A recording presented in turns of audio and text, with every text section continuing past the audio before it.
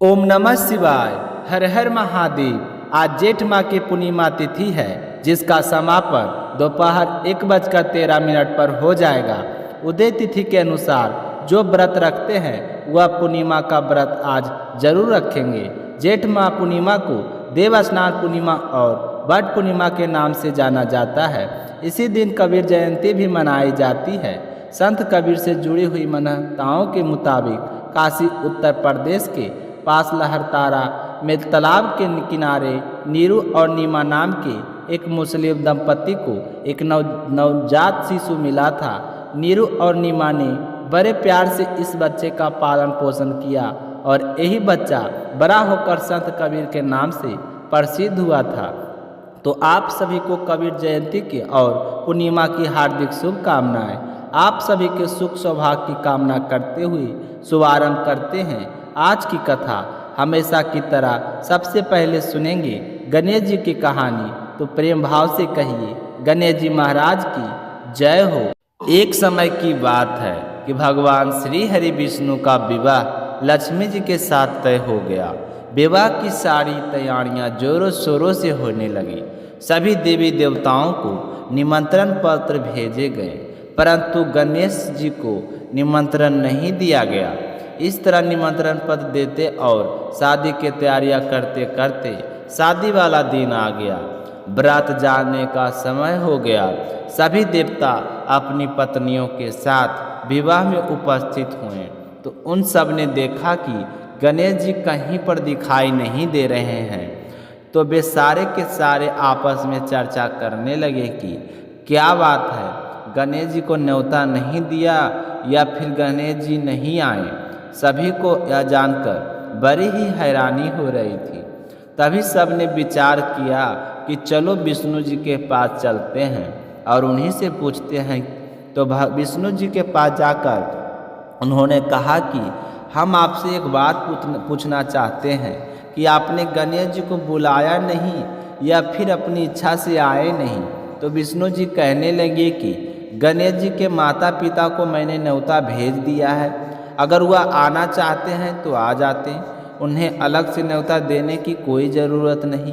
दूसरी बात यह है कि उनको 1.25 मन मूंग, 1.25 मन चावल, 1.25 मन घी और 1.25 मन लड्डू का भोजन दिन भर में चाहिए।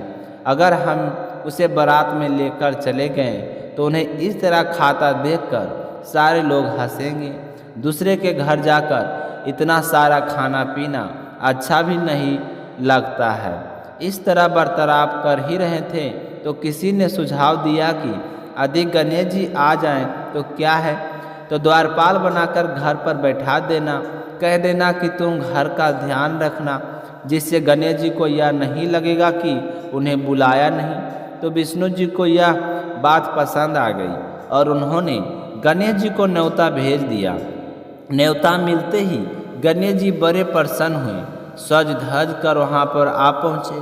तो विष्णु जी कहने लगे कि आप घर की रखवाली करना। घर की रखवाली के लिए कोई समझदार और जिम्मेदार होना चाहिए। तो मुझे आपसे समझदार और जिम्मेदार कोई दूसरा नहीं लगा। तो यह सुनकर गणेश जी और भी प्रसन्न हुए।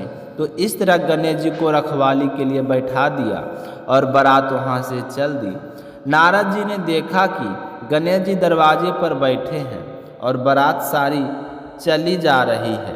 तो वे गणेश जी के पास गए और पूछने लगे कि तुम बारात में नहीं जा रहे हो। तो गणेश जी भगवान कहने लगे कि मुझे तो घर की जिम्मेदारी दी गई है, कोई समझदार आदमी घर की रखवाली के लिए होना चाहिए, इसलिए मैं तो यहाँ पर रुक गया हूँ। तो नारद जी कहने लगे कि उन्होंने आपका अपमान किया है। विष्णु जी तो आपको बुला ही नहीं रहे थे। सब ने जब पूछा तो कहने लगे कि बड़े बड़े पेट, बड़े बड़े सूढ़, मोटा सारा पेट, मोटा सा कान, यह देखकर लोग हंसेंगे और ऊपर से खाते कितना है। 1.25 मन लड्डू, 1.25 मन मूंग, 1.25 मन घी बारात में ले जाकर मेरे ससुराल वालों को तो बदनामी होगी कि बारात में देखो कैसे कैसे बाराती आए हैं। तो यह सुनते ही गणेश जी बहुत ही दुखी हो गए और नारद जी से कहने लगे कि अब आप ही बताओ कि मैं क्या करूं। तो नारद जी ने कहा कि आप ऐसा करो कि अपनी मुश्क सेना को आगे भेज दो और उनसे कहना कि आगे जाकर सारा रास्ता खोखला कर दे, जिससे उनके वाहन धरती में धंस जाए। इस तरह परेशान होंगे तो वह आपको सम्मान पूर्वक बुलाएंगे, क्योंकि विष्णु जी भूल गए हैं कि आप सर्वप्रथम पूजनीय हैं। तो गणेश जी ने नारद जी के कहते ही अपनी मौसिक सेना को जल्दी से आगे भेज दिया और कहा कि सारी जमीन को खोखली कर देना। तो चूहों ने जैसा गणेश जी ने बोला था वैसा ही किया। जैसा ही विष्णु जी की बारात वहाँ से गुजरने लगी तो रथों के पहियों धरती में धंस गए। लाख कोशिश की परंतु पहिए नहीं निकल रहे थे। सभी ने अपने अपने उपाय किए पर पहिए नहीं निकले, बल्कि उसी में जगह जगह से टूट गए। अब किसी की समझ में नहीं आ रहा था कि क्या किया जाए। उधर शादी का मुहूर्त निकला जा रहा था तो विष्णु जी तो बड़े ही परेशान थे। तब नारद जी वहाँ पहुँचे और कहा कि आप लोगों ने गणेश जी का अपमान करके अच्छा नहीं किया है। यदि उन्हें मना कर लाया जाए तो आपका कार्य सिद्ध हो सकता है और आप पर आया यह संकट भी टल सकता है। तो शंकर भगवान ने अपने दूत नंदी को भेजा तो नंदी गणेश जी को लेकर वहाँ आ गए। गणेश जी का आदर सम्मान के साथ पूजन किया गया। तब जाकर कहीं रथ के पहिए निकले। पहिए तो निकल गए पर वह तो जगह जगह से टूट फूट गए थे। अब उन्हीं सही कौन करे। तो पासी के खेत में एक हाथी काम कर रहा था तो उसे समाचार भेजा कि सारे रथों के पहिए सही कर दो। तो वह अपने खेत का काम छोड़कर कारीगर का सारा सामान लेकर वहाँ आ गया। जैसे ही वह रथ के पास बैठा तो कहने लगा कि श्री गणेशाय नमः। ऐसा कहकर गणेश जी मन ही मन वंदना करने लगा और देखते ही देखते गणेश जी ने सभी पहियों को थोड़ी ही देर में ठीक कर दिया। तो यह देखकर नारद जी ने कहा कि मैं आपसे एक बात पूछना चाहता हूँ कि आपने श्री गणेशाय नमः क्यों कहा। हाथी कहने लगा कि हे देवताओं, आपने सर्वप्रथम गणेश जी का नहीं बनाया होगा और ना ही उनकी पूजा की होगी, इसलिए आप पर यह संकट आया। तो नारद जी विष्णु भगवान से कहने लगे कि हमने ही गणेश जी को सर्वप्रथम पूजनीय बनाया था और आज हम ही भूल गए, तो हमसे मूर्ख और अज्ञानी कौन हो सकता है। तो यह सुनते ही विष्णु भगवान गणेश जी से माफ़ी मांगते हैं और गणेश जी की पूजा करते हैं, उनका ध्यान करते हैं। फिर सारे मिलकर गणेश जी भगवान का जय जयकार लगाते हैं। तो यह सब देखकर गणेश जी बहुत ही प्रसन्न होते हैं और नारद जी भी गणेश जी की ओर देखकर मंद मंद मुस्कुराने लगते हैं और बारात वहाँ से चल पड़ती है। फिर भगवान विष्णु और लक्ष्मी जी का विवाह बड़ी ही धूमधाम से संपन्न होकर सकुशल सारे घर लौटाते हैं। इसलिए कोई भी व्रत पूजा पाठ हो, गणेश जी की भगवान को जरूर याद करना चाहिए। ज़्यादा समय नहीं है तो एक छोटी सी कहानी सुनकर ही शुभारंभ कर सकते हैं। बोलिए गणेश जी भगवान की जय हो। पूर्णिमा व्रत कथा। द्वापर युग में एक समय की बात है, जसोदा जी ने भगवान श्री कृष्ण से पूछा कि हे कृष्ण, तुम सारे संसार में उत्पन्न करता है, वो सब तथा उसके संहार करता है। आज कोई ऐसा व्रत मुझसे कहो जिसके करने से मृत्यु लोक में स्त्रियों को विधवा होने का भय ना रहे तथा यह व्रत सभी मनुष्यों की मनोकामनाएं पूर्ण करने वाला हो। तो श्री कृष्ण भगवान ने कहा, हे माता, तुमने अति सुंदर प्रश्न किया है। मैं तुमसे ऐसे ही व्रत को सविस्तार कहता हूँ। सौभाग्य की प्राप्ति के लिए स्त्रियों को 32 पूर्णमासियों का व्रत करना चाहिए। इस व्रत को करने से स्त्रियों को सौभाग्य संपत्ति मिलती है। यह व्रत अचल सौभाग्य देने वाला एवं भगवान शिव के प्रति मनुष्य मात्र की भक्ति को बढ़ाने वाला है। जसोदा मैया ने कहा कि हे कृष्ण, सर्वप्रथम इस व्रत को मृत्यु लोक में किसने किया था, इसके विषय में विस्तार पूर्वक मुझसे कहो। श्री कृष्ण भगवान ने कहा कि इस भूमंडल पर एक अत्यंत प्रसिद्ध राजा चंद्रहास से पलित अनेक प्रकार के रत्नों से परिपूर्ण कर्तिका नाम की एक नगरी थी। वहाँ पर धनेश्वर नाम का एक ब्राह्मण रहता था। उसकी पत्नी अति सुशील ऋतुवती थी। दोनों ही उस नगरी में बड़े प्रेम के साथ रहते थे। घर में धन धान के आदि की कोई कमी नहीं थी। उनको एक दुख से हुआ अत्यंत दुखी रहते थे। एक समय एक बड़ा तपस्वी योगी उस नगरी में आया। वह योगी उस ब्राह्मण के घर को छोड़कर अन्य सब घरों से भिक्षा लेकर भोजन किया करता था। रूपवती से वह भिक्षा नहीं लिया करता था। उस योगी ने एक दिन रूपवती से भिक्षा न लेकर किसी अन्य घर से भिक्षा लेकर गंगा किनारे जाकर भिक्षाओं को पूरा प्रेम पूर्वक खा रहा था कि तभी धनेश्वर ने योगी को यह सब कार्य किसी प्रकार से देख लिया। अपनी भिक्षा के नादर से दुखी होकर धनेश्वर योगी से बोला, महात्मा, आप सब घरों से भिक्षा लेते हैं परंतु मेरे घर की भिक्षा कभी भी नहीं लेते, इसका कारण क्या है? योगी ने कहा कि निसंतान के घर की भीख पतितों के अन्न के तुल्य होती है और जो पतितों का अन्न खाता है वह भी पतित हो जाता है। क्योंकि तुम निसंतान हो अतः पतित हो जाने के भय से मैं तुम्हारे घर की भिक्षा नहीं लेता। धनेश्वर की यह बात सुनकर अपने मन में बहुत दुखी हुआ और हाथ जोड़कर योगी के पैरों पर गिर पड़ा और कहने लगे कि हे महाराज, यदि ऐसा है तो आप मुझको पुत्र प्राप्ति का उपाय बताइए। आप सर्वज्ञ हैं, मुझ पर अवश्य ही आप कृपा कीजिए। धन की मेरे घर में कोई कमी नहीं है परंतु मैं पुत्र न होने के कारण अत्यंत दुखी हूँ। आप मेरे घर इस दुख का हरण करें, आप सामर्थ्यवान हैं। यह सुनकर योगी कहने लगे कि ब्राह्मण, तुम चंडी की आराधना करो। घर आकर उसने अपने स्त्री से तब वृत्तांत कहा और स्वयं तप को निर्मित वन में चला गया। वन में जाकर उसने चंडी की उपासना की और उपवास किया। चंडी ने 16वें दिन उसे सपने में दर्शन दिया और कहा कि हे धनेश्वर, जा तेरे पुत्र होगा परंतु 16 वर्ष की आयु में ही मृत्यु को प्राप्त हो जाएगा।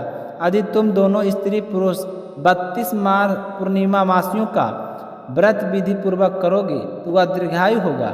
जितनी तुम्हारी सामर्थ्य हो आटे के दिए बनाकर शिव जी का पूजन करना, परंतु पूर्णमासी को 32 हो जाना चाहिए। प्रातःकाल होने पर इसे स्थान के समीप ही तुम्हें एक आम का वृक्ष दिखाई देगा। उस पर तूल चढ़कर एक फल तोड़कर शीघ्र ही अपने घर चले जाना और अपनी स्त्री से सब वृत्तांत कहना। ऋतु स्नान के पश्चात वह स्वच्छ होकर श्री शंकर जी का ध्यान करके उस फल को खा लेगी। तब शंकर भगवान की कृपा से उसको गर्भ हो जाएगा। जब वह ब्राह्मण प्रातःकाल उठा तो उसने उस स्थान के पास ही एक आम का वृक्ष देखा जिस पर एक अत्यंत सुंदर आम का फल लगा हुआ था। उस ब्राह्मण ने उस आम के वृक्ष पर चढ़कर उस फल को तोड़ने का प्रयत्न किया परंतु वृक्ष पर कई बार प्रयत्न करने पर भी वह चढ़ नहीं पाया। तब तो वह ब्राह्मण को बहुत ही चिंता हुई और विघ्न विनाशक गणेश जी की वंदना करने लगा।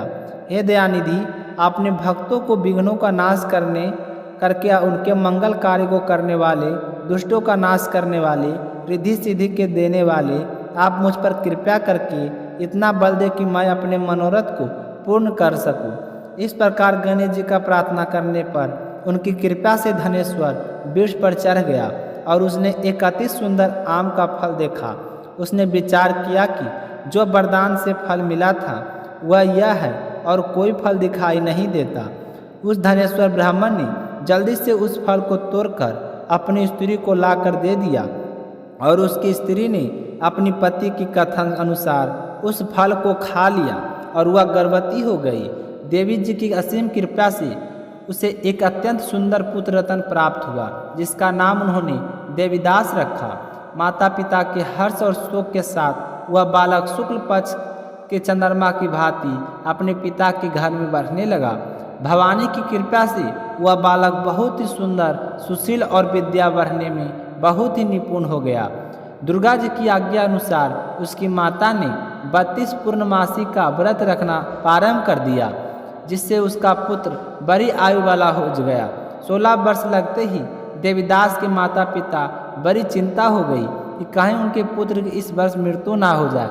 इसलिए उन्होंने अपने मन में विचार किया कि यदि यह दुर्घटना उनके सामने हो गई वे कैसे सहन कर सकेंगे। इसलिए उन्होंने देवीदास को मामा को बुलाया और कहा कि हमारी इच्छा है कि देवीदास 1 वर्ष तक काशी में जाकर विद्या अध्ययन करे और उसको अकेला भी ना छोड़ा जाए, इसलिए साथ तुम चले जाओ और 1 वर्ष के पश्चात इसको वापस लेकर लौटना। इसके बाद सब प्रबंध करके उसके माता पिता ने काशी जाने के लिए देवदास को एक घोड़े पर बैठाकर उसके मामा को उसके साथ कर दिया, किंतु यह बात उसके मामा या किसी और से नहीं कही। धनेश्वर ने अपने पुत्र की मंगल कामना तथा दीर्घायु के लिए भगवती दुर्गा की आराधना और पूर्णमासियों का व्रत करना आरंभ कर दिया। इस प्रकार बराबर 32 पूर्णमासी का व्रत पूरा किया। कुछ समय पश्चात एक दिन वह दोनों मामा और भांजा मार्ग में रात्रि बिताने के लिए किसी गांव में ठहरे हुए थे। उसी दिन उस गांव में एक ब्राह्मण की अत्यंत सुंदरी, सुशील, बेदोषी और गुणवती कन्या का विवाह होने वाला था। जिस धर्मशाला के अंदर वर और उसकी बारात ठहरी हुई थी, उसी धर्मशाला में देवीदास और उसके मामा भी ठहरे हुए थे।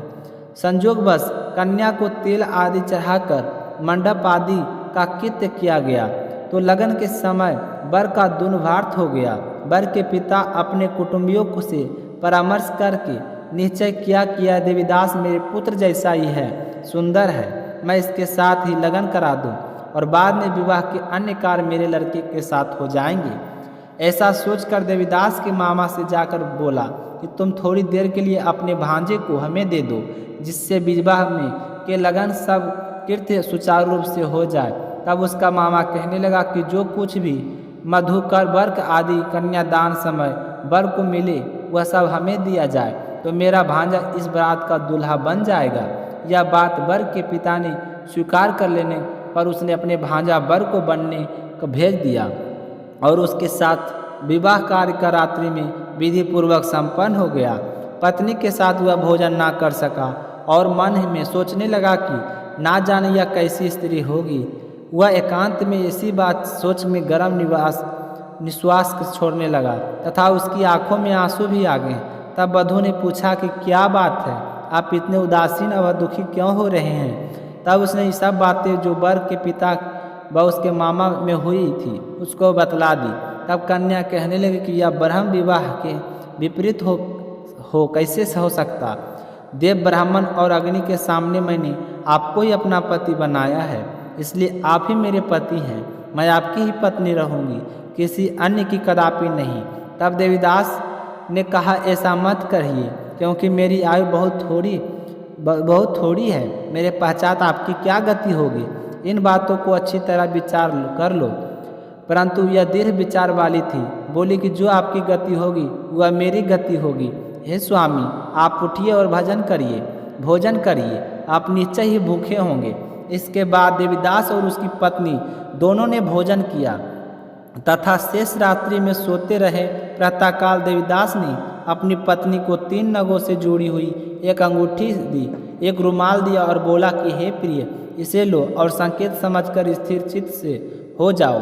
मेरा मरण और जीवन जानने के लिए एक पुष्प वाटिका बना लो, उसमें सुगंधी वाली एक नवमल्लिका लगा दो, उसको प्रतिदिन जल से सिंचा करो और आनंद के साथ खेलो कूदो तथा उत्सव मनाओ। जिस समय और जिस दिन मेरा प्राण अंत होगा वह फूल सूख जाएंगे। जब यह फिर से हरे हो जाएं तो जान लेना कि मैं जीवित हूँ। यह बात निश्चय करके समझ लेना, इसमें कोई संशय नहीं है। यह समझाकर वह चला गया। प्रातःकाल होते ही वहाँ पर गाजे बाजे बजने लगे। जिस समय विवाह के कार्य समाप्त करने के लिए वर तथा सब बराती मंडप में आए तो कन्या ने वर को भली प्रकार देखकर अपने पिता से कहा, यह मेरा पति नहीं है, मेरा पति वही है जिसके साथ मैं रात्रि में मेरा पानी ग्रहण हुआ था। इसके साथ मेरा विवाह नहीं हुआ है। यदि यह वही है तो बताए कि मैंने इसको क्या दिया। मधुपक और कन्यादान के समय जो मैंने भूषण आदि दिए थे उन्हें दिखाएं तथा रात को मैंने क्या गुप्त बातें कही थी वह सब सुनाएं। पिता ने उसकी कथन अनुसार वर को बुलवाया। कन्या की यह सब बातें सुनकर वह कहने लगा कि मैं कुछ नहीं जानता। इसके पश्चात लज्जित होकर वह अपना मुँह लेकर चला गया और सारी बारात भी अपमानित होकर वहाँ से लौट गई। भगवान श्री कृष्ण बोले, हे माता, इस प्रकार देवीदास काशी विद्या अध्ययन के लिए चला गया। जब कुछ समय बीता तो काल से प्रेरित होकर एक सर्प रात्रि के समय उसको डसने के लिए वहाँ पर आया।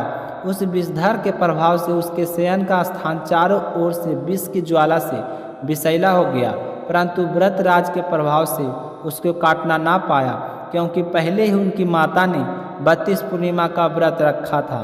इसके बाद मध्याह्न के समय स्वयं काल वहाँ पर आया और उसके शरीर से उसके प्राणों को निकालने का प्रयत्न करने लगा, जिससे वह मूर्छित होकर पृथ्वी पर गिर पड़ा।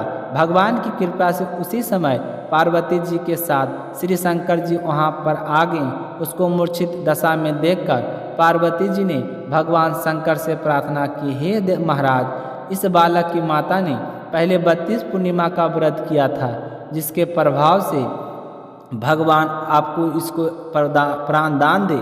भवानी के कहने पर भक्त बसल भगवान शिव जी ने उनको प्राण दान दे दिया। इस व्रत के प्रभाव से काल को पीछे हटाना पड़ा और देवीदास होकर बैठ गया। उधर उसकी स्त्री उसके काल की प्रतीक्षा किया करती थी। जब उसने देखा कि उस वाटिका के पुत्र पुष्प कुछ भी नहीं रहे तो उसको अत्यंत आश्चर्य हुआ और वह जैसे ही वैसे ही हरी भरी हो गई, तो वह जान गई कि वह जीवित हो गए। यह देखकर वह बहुत प्रसन्न से अपने पिता से कहने लगे कि पिताजी, मेरे पति जीवित हैं, आप उनको ढूंढिए। जब 16 वर्ष व्यतीत हो गया तो देवीदास भी अपने मामा के साथ काशी से चल दिए। इधर उसके ससुर उनको ढूंढने के लिए अपने घर से जाने वाले थे कि उन्होंने दोनों मामा भांजा वहाँ पर आ गए और उसको आया देखकर सास ससुर प्रसन्नता के साथ अपने घर में ले गए। उस समय नगर के निवासी भी वहाँ इकट्ठे हो गए और सब ने निश्चय किया कि अवश्य इस बालक के साथ इस कन्या का विवाह हुआ था। उस बालक को जब कन्या ने देखा तो पहचान लिया और कहा कि यह तो वही है जो संकेत करके गया था। तब दो पांत सभी कहने लगे कि भला हुआ जो आ गया, और सब नगरवासियों ने आनंद मनाया कि कुछ दिन बाद देवीदास अपनी पत्नी और मामा के साथ अपने ससुर के घर से बहुत सारा उपहार आदि लेकर अपने घर के लिए प्रस्थान किया। जब वह अपने गांव के निकट गया तो कई लोगों ने उसको देखकर उसके माता पिता को पहले ही जाकर खबर दे दी कि तुम्हारा पुत्र देवीदास अपनी पत्नी और मामा के सहित आ रहा है। ऐसा समाचार सुनकर पहले तो उन्हें विश्वास नहीं हुआ, किंतु जब और लोगों ने भी आकर उनकी बात को समर्थन किया तो उनको बड़ा आश्चर्य हुआ। लेकिन थोड़ी देर में देवीदास ने आकर अपने माता पिता के चरणों में अपना सिर रखकर प्रणाम किया और उसकी पत्नी ने अपने ससुर के चरणों में स्पर्श किया। तो माता पिता ने अपने पुत्र और पुत्रवधू को अपने हृदय से लगा लिया और दोनों की आंखों में प्रेम आंसू बह चले।